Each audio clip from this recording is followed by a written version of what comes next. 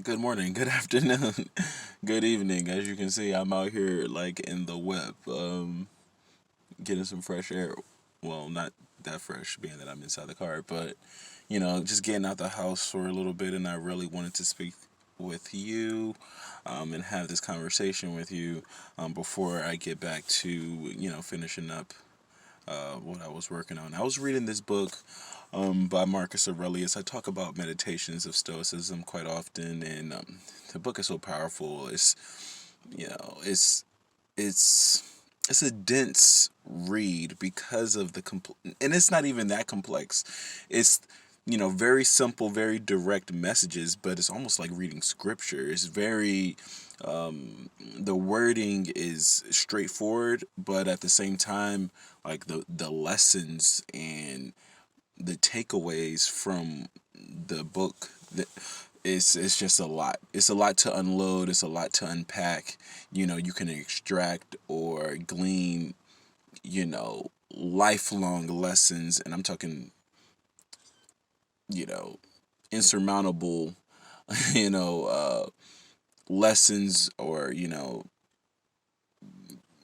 just pearls of wisdom can come from this book. But I've been reading that, and it's just been cool just to go back and forth and take your time with the text. Like it provides a whole lot of information, but that's just my personal life and what I do. Like I am in my off time, and whenever people are quote unquote quarantined, my life is not that much different. Actually, it's not different at all. I'm still going on my runs, even though it's rainy outside in the morning. I still we're doing my I still was doing my morning rituals, morning devotions, and giving thanks and appreciation to just the fact that we're here and we're able to physically be in our right mind, and be in control of our directing mind and direct our mind to whatever we want to focus on or concentrate on. And I rather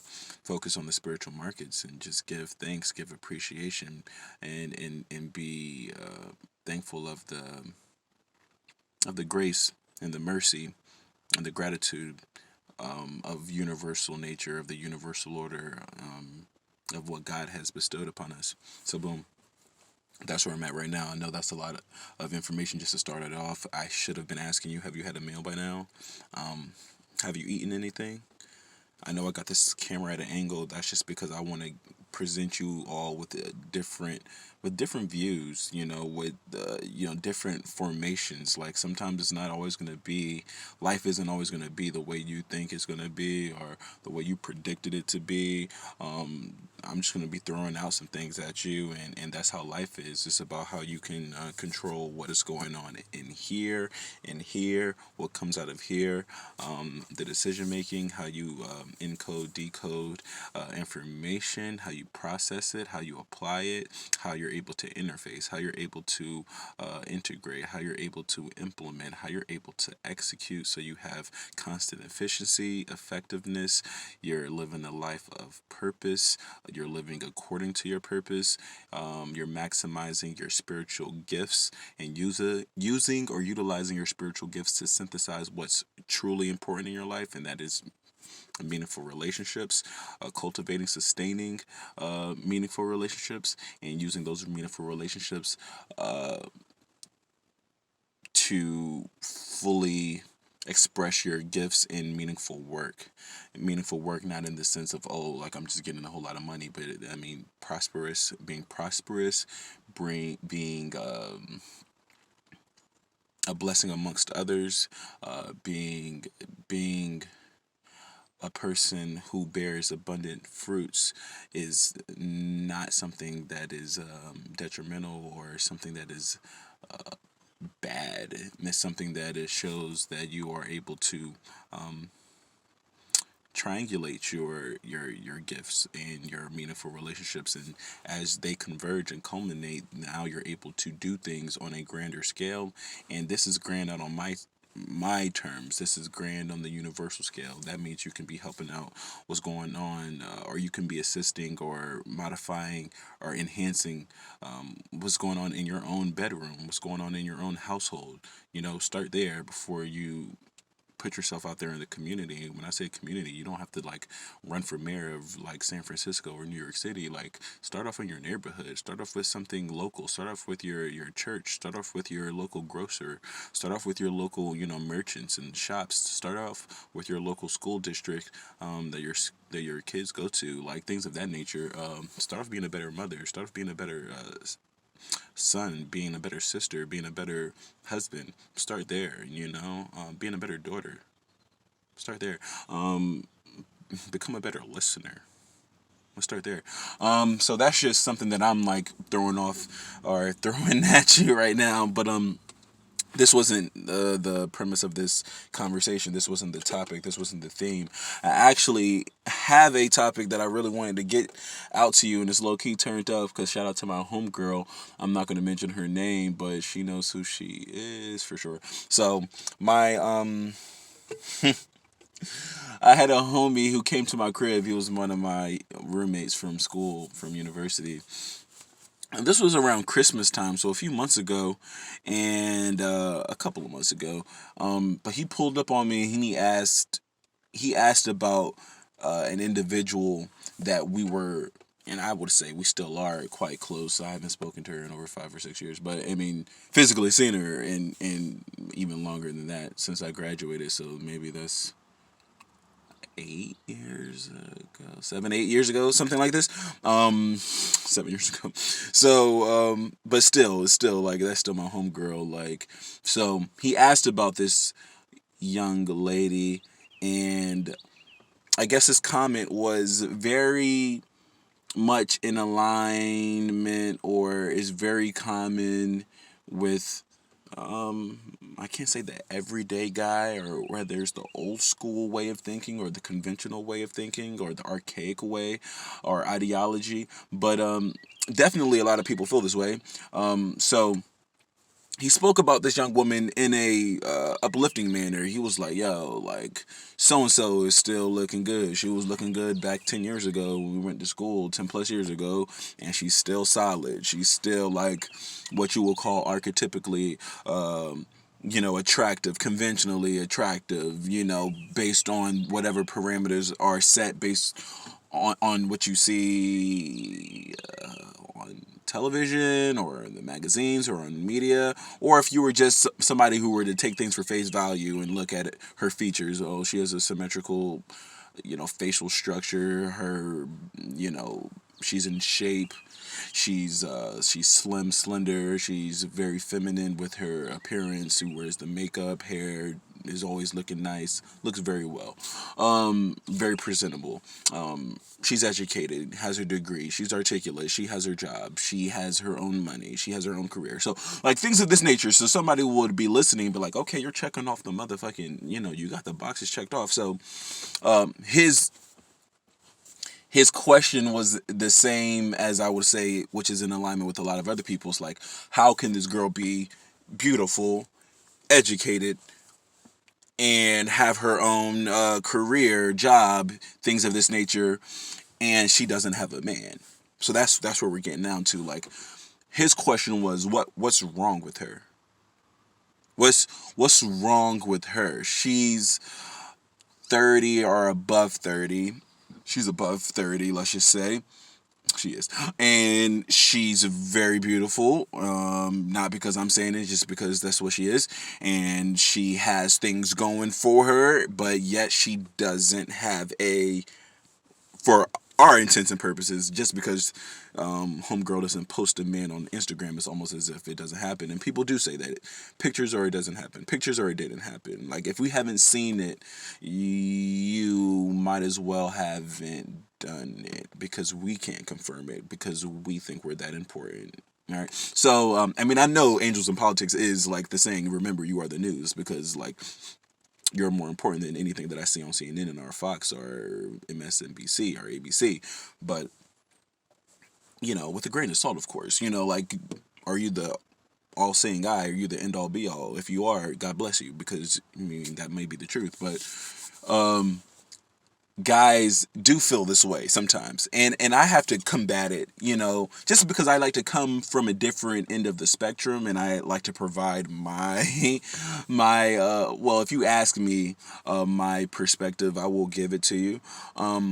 But I was talking to my sister about this yesterday when we were having a meal. We had a really great dinner. We were doing the surf and turf thing, like grilled steaks, had grilled salmon, freshly made salad, the full thing, and baked potato. Oh my gosh! So boom. So we were talking about this, and I asked her, it's like, do people still like have this like ideology? Do people still like move in these like follow these thought patterns, in the sense of like my homie thinks this way, and it wasn't just him. It was another guy, another close friend of mine hit me up via Instagram and was like, basically, not basically, he literally did, showed me one of her pictures in the DM. Was like one of the pictures that she posted, and was like, "Yo, homies, you guys dropped the ball. This was your neighbor in college, or this was, she was the homegirl in college, but like you guys or somebody should have cuffed that up, like motherfuckers were tripping, like letting this go by. She looking like this right now. She was bad back then, but she's, you know, beamed up in a sense, and I don't even know if beamed up would be the term, but more so like after 7, 8, 9 years, some women have, my sister would use the term get washed or be washed a bit, but like I wouldn't use that. I would say women have grown, and they've matured, and maybe as they've matured and grown, they've evolved themselves or involved themselves in life, and maybe progressed in their career and their own self-development, and maybe through getting married, through having children, through a myriad of things could have transpired within the past 10 years. But a lot of girls don't look the same from 20, like, which makes perfect sense. Do you have the same body at 19, at 30? Do you have the same body type at 19 when you were 19 when you're 31? Chances are some women can say, I'm wearing the same clothes from when I was 19-year-old. There are some women who are saying I'm 35 or I'm 34 or I'm 33 or I'm 30, and I can fit into my 18-year-old pants. I can wear the dress when I was 21. But that would be I would presume, because I didn't run the test, but I would presume that would be a minority. Okay, so I think that would be a vast minority. Like, I mean, a small scale of women can probably say that. I mean, and that's, shame to the game. I feel like, I mean, how many guys are out here saying like they can wear their same clothes from 12 years ago, 10 years ago? How many guys who were on the football team in 2000 and whatever, when they were like bench pressing every day and they had a six pack, and then you see them now, it's like, brother, man, what happened? And it's like, well, fucking hell, I got kids now, or I have a job now, and I drink beer now, and I like my, television shows, and I'm in a fantasy football or whatever the fucking case may be. So it's like, I mean, all of these are excuses, of course, but like this would be the logic as to why like they don't look like they did when they were 18 or 19. And one thing that does help is just the biology of being 18, 19, and 20s. Like you don't necessarily have to hit the gym 7 days a week and have a whole food plant-based diet to keep your stomach down whenever you're 19, because you can get shit-faced drunk and eat the late night jumbo slice pizza in DC and wake up the next morning and bounce back and just smoke the bong or hit the bowl or tap the weed and take the day as it comes, because you're young and youthful and full of zest and vitality and virility, and things like that just don't really affect you until those hangovers like hit you differently when you're 30 years old or 28 years old or 35 or whatever age you need to be, whenever you're like, oh shit, this isn't necessarily fun anymore. I'm digressing, but maybe I'm not. But the question comes back to, what's wrong with homegirl? She has it all. My homie from school, my roommate came back, and we were hitting the J, and we were just like talking about where we're going with life. But I forgot what caused us to talk about homegirl. But she was like, he was not upset about it. Actually, he was like, pretty cool. But he was like, yo, like what's wrong with her? Like, you would think by a girl to look like that, somebody, whoever the somebody is, would have, put on his uniform and show the S on his chest and had the cape flying and saved her.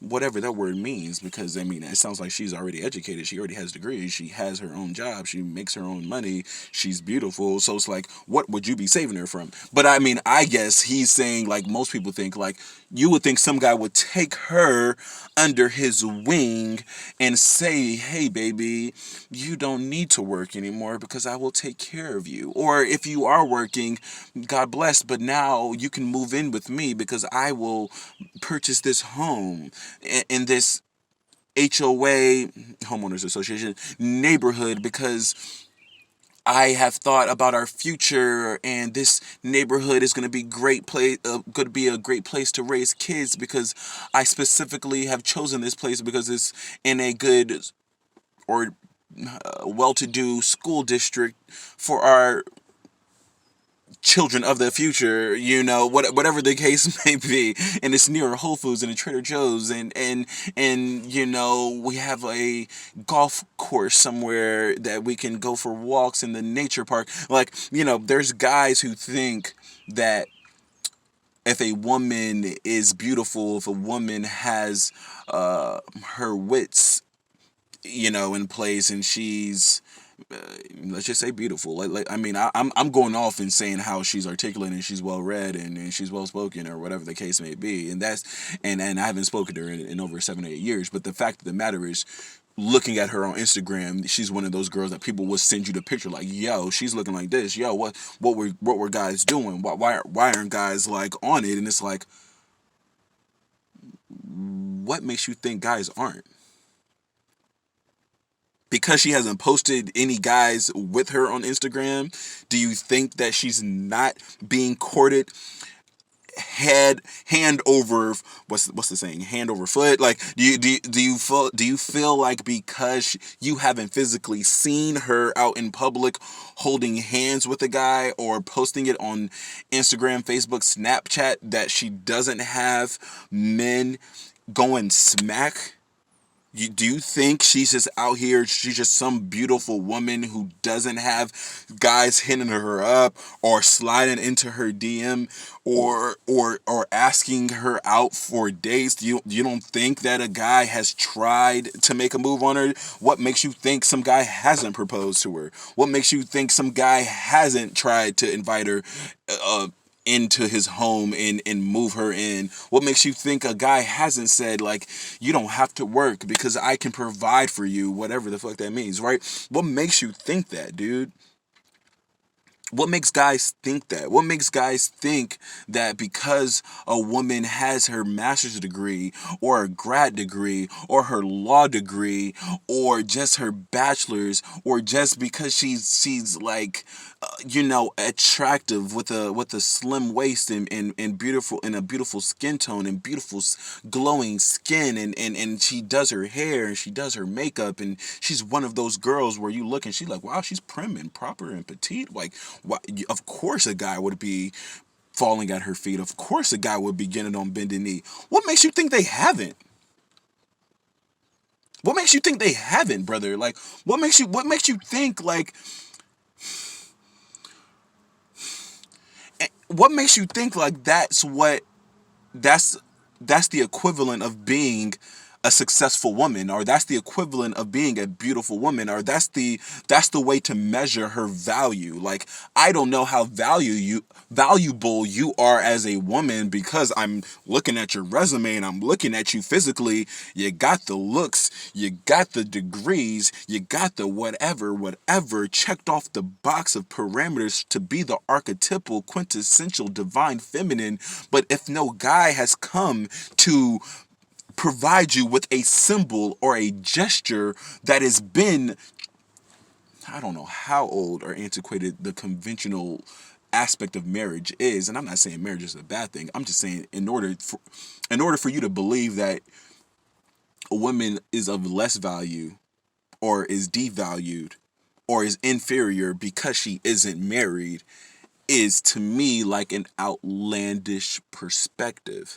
And I want you all, whoever's listening, to kind of give me some feedback on this, because I know there are a lot of women out there who are like well fit. Like, and I say well fit because I mean I like the way the UK people talk, but like I love the fact of I love seeing women when they're jogging, not on some perv shit, because I see it's like it takes work. It takes maintenance. It takes a system to have certain outcomes in place. If you are looking for a repeated outcome, you need to have a system in place for that to be for that to come to fruition. So it's like, if you like the hot girl or the archetypically, quintessential like fit chick or sexy girl, 9 times out of 10, 90% of that comes from guys' perspectives. When you say hot, sexy, all these types of things, they're talking about aesthetics. They're talking about physical. They're talking about their physiology. They're talking about beauty.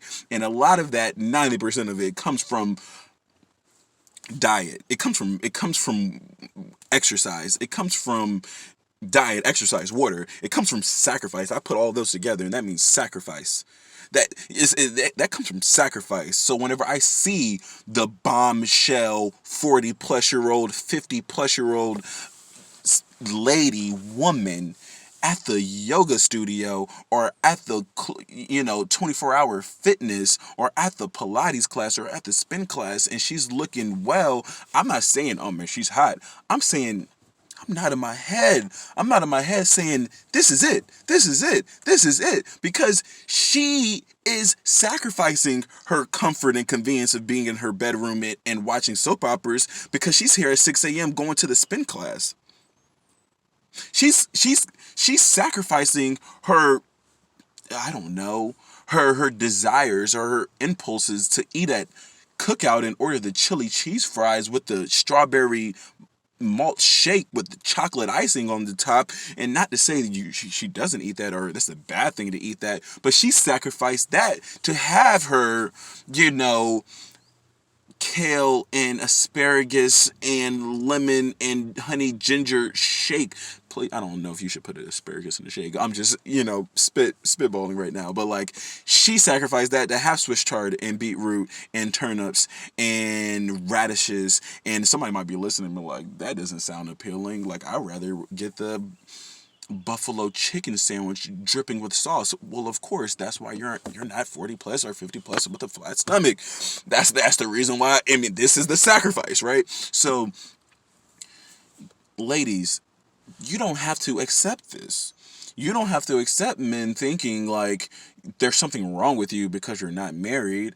And I guess, when I asked my sister this, she says like a lot of people still do think this way, unfortunately. And maybe something could be quote unquote wrong with her. Like, and I wanted to, and I was listening, of course, but it's like, don't think whenever women are 23 years old and they look like, some, South African, model, that some guy is saying, oh my gosh, you're this, beautiful African model-esque divine feminine woman, or you're some beautiful, you know, Korean woman who I looked at in magazines, like, oh, let me not marry you, let me not date you because you may not be emotionally stable. Like, what the fuck does that have to do with anything? Like, guys make the majority of their decisions with women 90% based on their looks, 90%, 80% on their beauty. So it's like, don't give me, oh, maybe there's something wrong with her. Maybe she's a little crazy. And how many guys have been with crazy women? How many people aren't married right now to women where it's quote unquote crazy?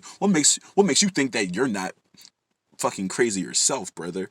What makes you think that you have the authority to say, oh man, she has something wrong with her, but me, I'm perfect? Like, chances are you're not. And chances are you're not Idris Elba or young Denzel Washington either, bro. You're not young Brad Pitt with the 8-pack walking around with $1 million, driving sports cars with rental properties and condos and couple thousand acres in your name either. So it's like, stop it, brother. Like, we don't have this authority to speak on women and to judge their value. But this is just me speaking. This is just the white collar goon speaking. This is just angels in politics. Give me your perspective. Namaste and namaskar.